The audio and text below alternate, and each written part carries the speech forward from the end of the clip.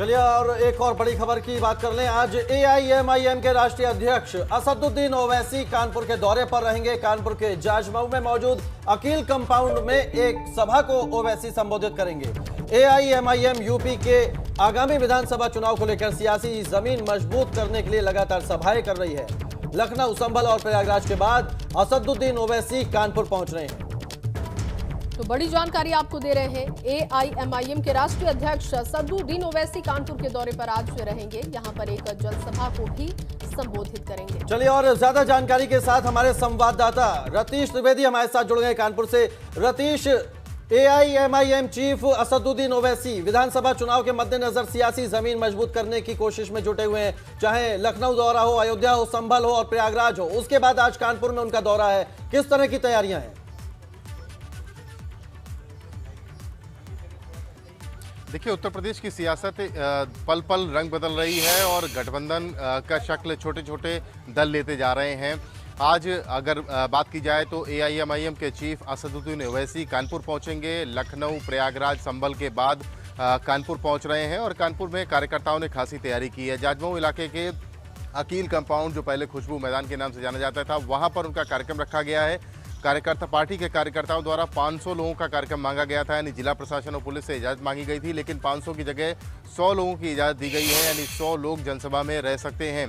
Covid protocol के ध्यान रखने की बात भी कही गई है। लेकिन सियासी मायनों पर अगर बात की जाए कि सियासी मायने क्या हैं, तो कानपुर को इसीलिए चुना जाता है क्योंकि कानपुर में कई ऐसी विधानसभा सीटें हैं जहाँ पर मुस्लिम बाहुल्य क्षेत्र है और मुस्लिम मतदाता जो है वो काफ़ी असरदार साबित होता है।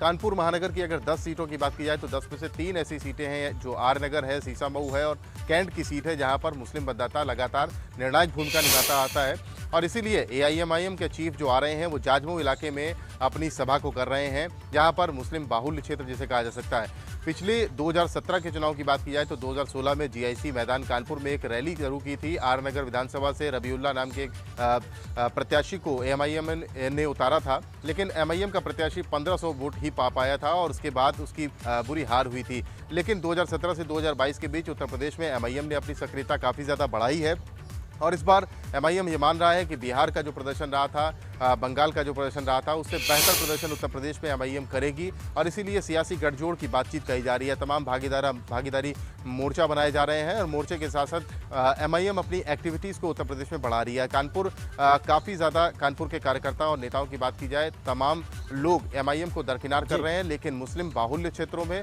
और मुस्लिम युवाओं में, शोषितों में एमआईएम की पैठ धीरे धीरे बढ़ रही है। ये भी दबे पांव से हर सियासी दल मान रहा है। शायद इसीलिए इस रैली को, इस जनसभा को काफ़ी सीरियस लिया जा रहा है।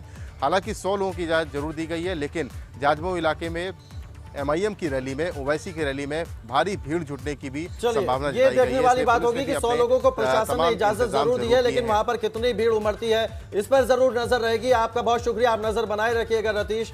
फिलहाल इस जानकारी के लिए बहुत शुक्रिया आपका।